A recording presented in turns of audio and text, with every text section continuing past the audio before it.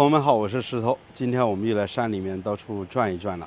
刚刚开车从这里路过的时候啊，发现这条小河边的景色挺美的，尤其对面的山头之上有一处寨子，远远的看过去啊，感觉像世外桃源般一样的。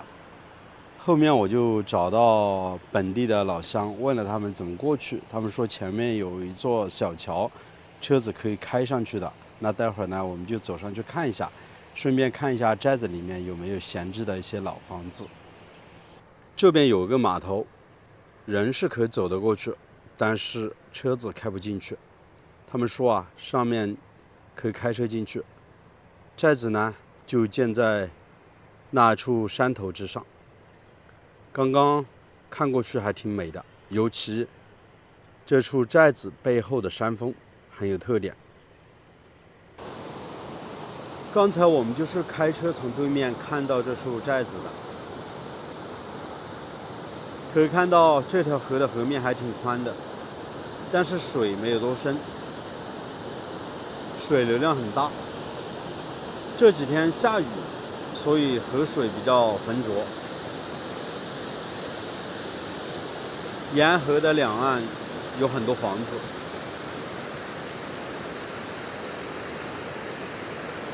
这处寨子呢就建在这座石头山的上方。待会儿呢，我们就要沿着这条路走上去看一下。其实道路还挺宽的，比较好走呢。老乡们告诉我，这条河里面的鱼挺多的，所以他们忙完地里面的农活，喜欢到河里面打点小鱼小虾。这边都是他们的竹排，涨水了就锁在岸边。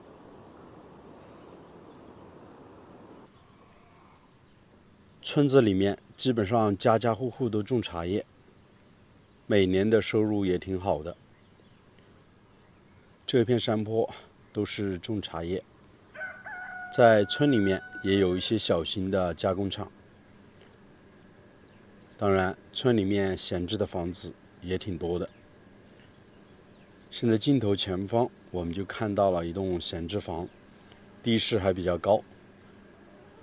房子的大门口有好几棵柚子树，待会儿呢，我们就走上去看一下。这栋房子长时间没人在家，整个院坝长满了杂草，房子显得很破旧，是一栋典型的苗族民居。有一处阁楼，上下2层结构的。房子的外墙用竹编覆了一层，上面涂的是泥巴，像我们那边涂抹的是牛粪。整个院坝没有多宽，大概也就30来个平方左右，没有做硬化。院门口有几棵柚子树，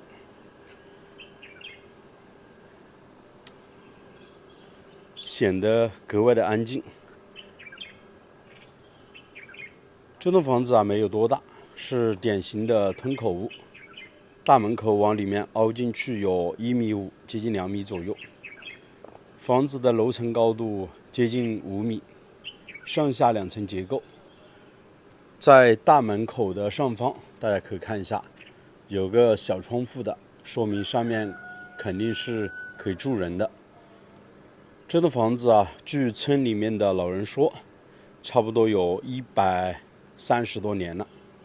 这户主人家呢，搬到城里面去住了，所以房子闲置了下来。可以看到盖檐的位置铺的都是青石板，都是当地的山上捡回来的。房子我感觉是有点向后倾斜，如果要住人的话，要适当的调整，往前面给它扶正。包括这个阁楼，上面也是挺简陋的，也有个房间，底下也是一个房间。现在我们是无法进去的，只能从外观来看这座房子。这边距离吉首市有30公里，距离矮寨镇，也就是乡镇集市，大概有7公里左右，交通挺便利的，基本上房车、轿车还有越野车都可以开进来。独门独院的房子，基本上是背山面水，底下因为就是一条河了。在地里面可看到都是种满了茶叶，这边的经济林就是这个。以前种的好像是柑橘，柑橘的产量挺高，但是收入的话赶不上茶叶。我们可以看到这棵柚子树啊，上面很多柚子。冬天的时候，这户主人家不在家，也没人摘，挺可惜的，不知道好不好吃。房屋的结构并不是太好，大家可以看一下基础的位置，底下堆放了一些木材。房子的旁边本来是有一座偏房的砖结构的，但是长时间没人管理，已经是看不到瓦片。估计门的话应该是从木房子里面进。其实这栋房子的占地面积挺窄的，大概我算了一下，应该只有100多个平方。主要是周边的环境还挺好，对面是大山，底下一条小河。这是典型的喀斯特地貌地区，在这边啊，溶洞比较多。其实这个位置啊，也被誉为湘西的小桂林。每年暑假的时候来这边游玩的驴友还是挺多的。房子都是紧挨着建在一起，实际上整个小村子里面有20多户人家，闲置的房子大概有10多户。刚刚我看了一下，挺多房子地理位置都挺不错的。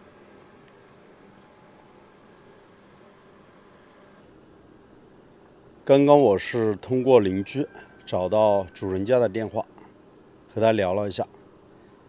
我说我想在他们这边租一栋房子，看他们家的房子地理位置还不错，和他谈了一下，价格他说随便给。我说500块钱1年行不行？他说没问题，只要帮他把房子打理好就可以了。实际上从他的交谈过程当中，他说就算不给钱，只要给他打理好房子都行。那你们觉得怎么样啊，朋友们？这样的环境你会喜欢吗？这就是房子的背后，我的车就是停在这里，刚好有个小小的停车场。其实这背后还有一栋房子，也是闲置房，可以看到上面的瓦片好多地方都掉落了。院门口种了油菜，这栋房子闲置多年了，也是独门独院的房子。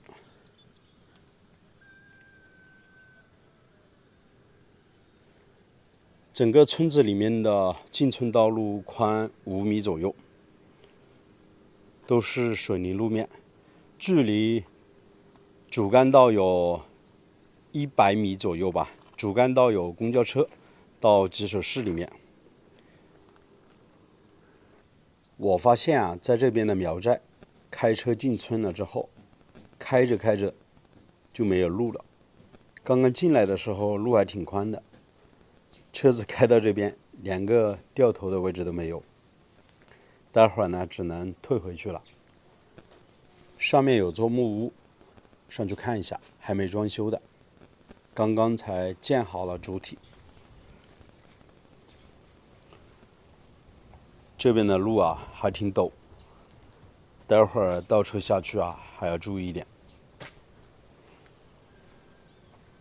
刚刚我们是在上面看了一栋闲置的木房，感觉整个村子里面还挺不错的，所以顺道把车子开下来，到处走一走，给大家也拍一下整个村子里面的全貌吧。这户人家呢是从这里走上去的。建房子不通车，好多材料都要靠人工搬。房子建得很大，感觉比我们家的房子还大一些。这应该是2层的木房，挺高的，也是吞口屋。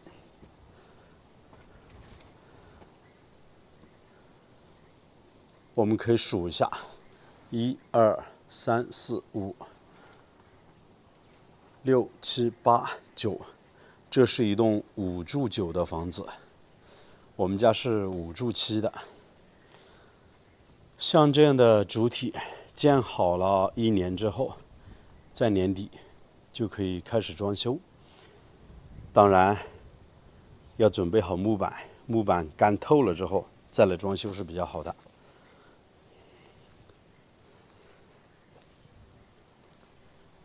大家猜一猜，像这样的房子建好了之后，大概需要多少钱啊？可惜，整栋房子的视野并不是特别好。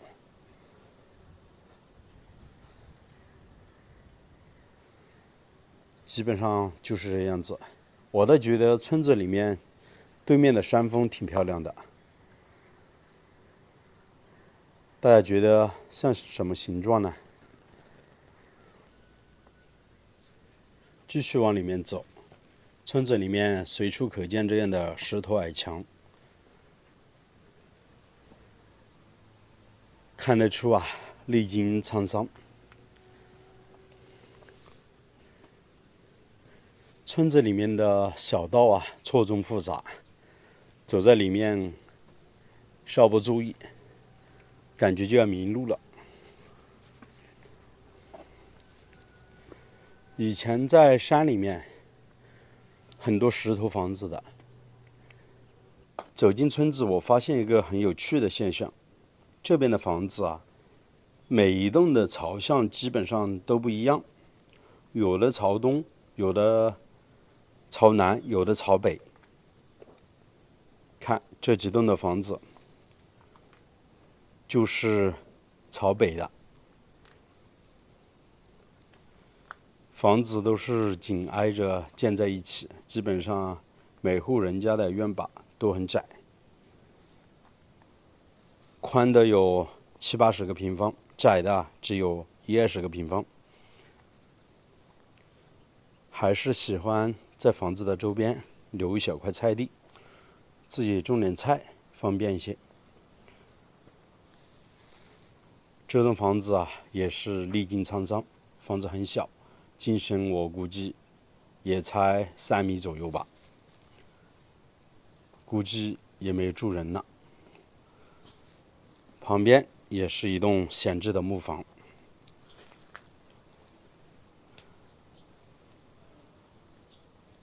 唯一不太方便的地方就是进村了之后啊，这边就没有马路了，只能靠步行。